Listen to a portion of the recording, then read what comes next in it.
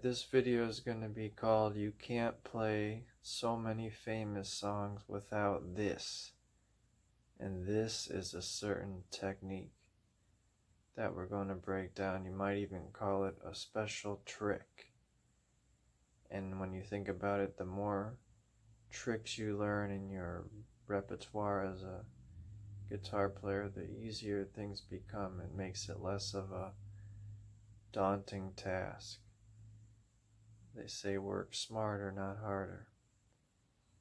So the trick involves chords D, C, and G. However, we're not playing the G like this, like so.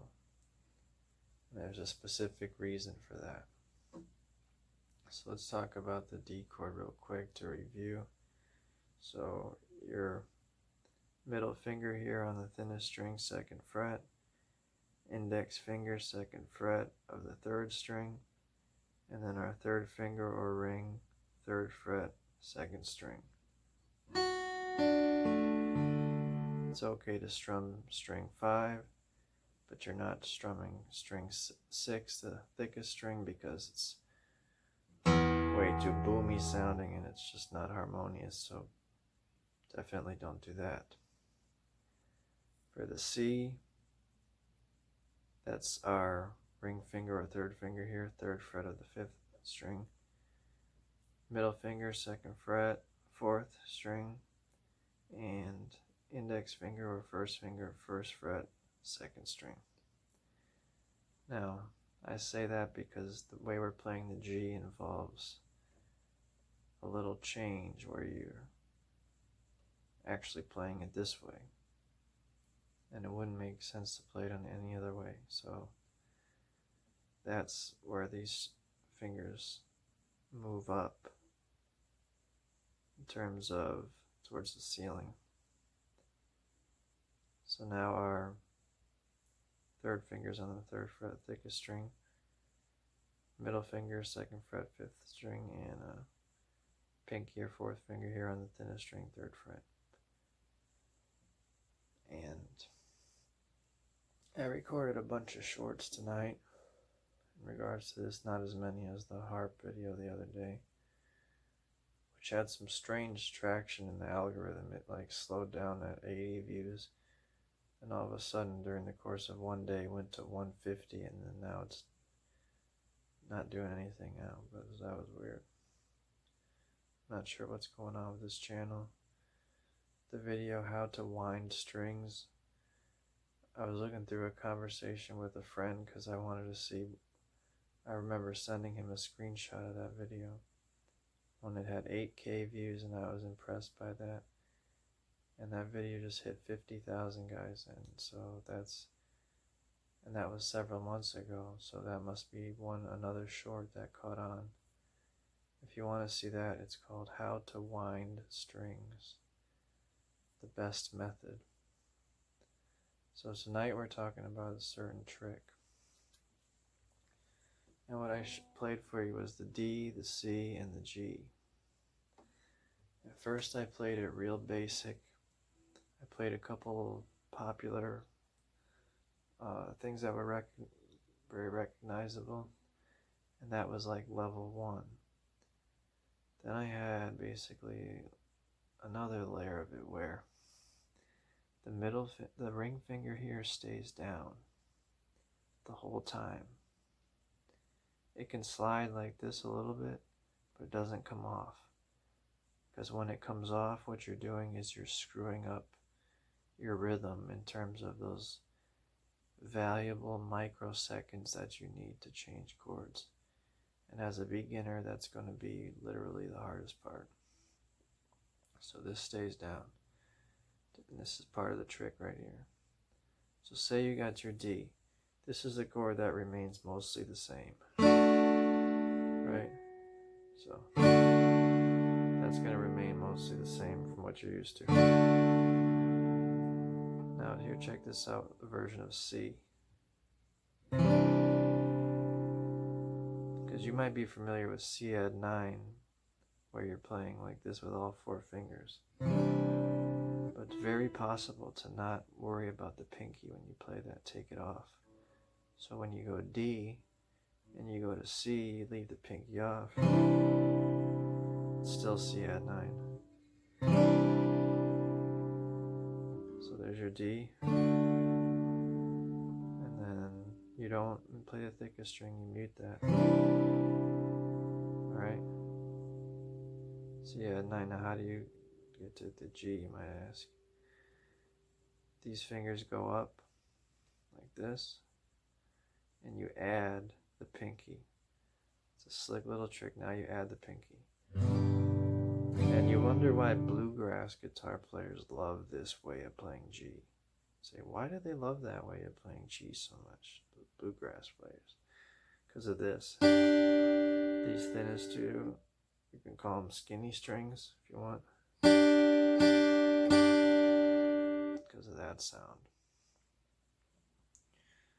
So that would be that way of doing it. So now you've got your D, which you're used to, your C add 9, which I just told you something you probably never heard before, that you can play that with 3 fingers. And then simply move up, gives you just enough time to add the pinky. Now you have your G. You even call this G based on the Beatles song, you can call it the Beatles G if you want. And then I even took it one step farther after this, which is I started picking out individual notes. So I was picking out notes such as D string. You'll have to listen to this and you have to pay attention to the strumming. When I did the C add 9, I was picking out this 5th string. I was going like this, where the thumb drops to the back of the neck. I was picking this and making a big stretch. This is a fairly good stretch here. Now my index finger's on the 1st fret, 5th string.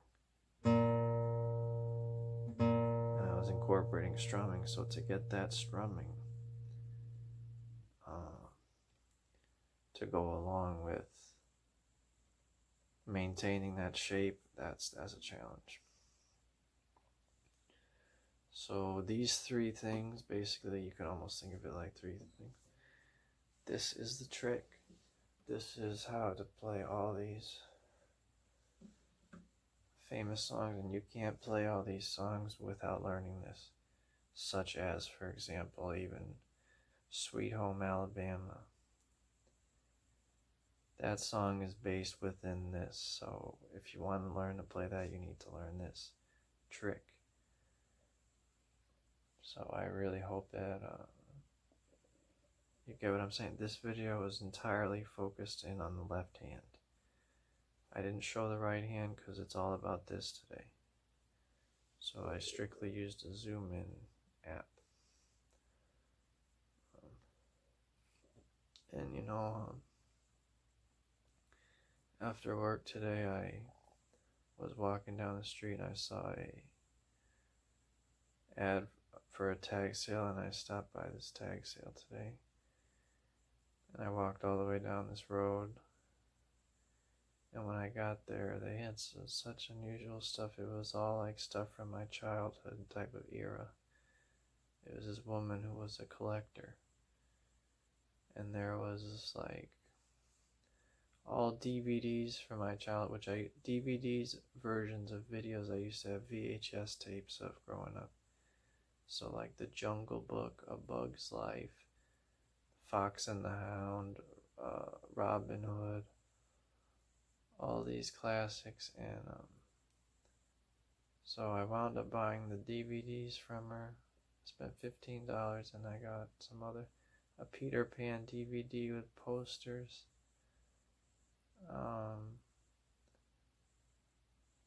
This Beanie Baby bear type of thing. What was the other? And some figurines as well. And then she had some like James Bond collectible cars in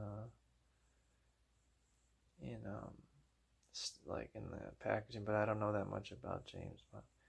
But I think I can put those movies in my PlayStation 4 and watch them with headphones on, and that would be cool because a lot of those videos you can't have on YouTube, and you can't really enjoy them on YouTube from beginning to end. You can only watch clips.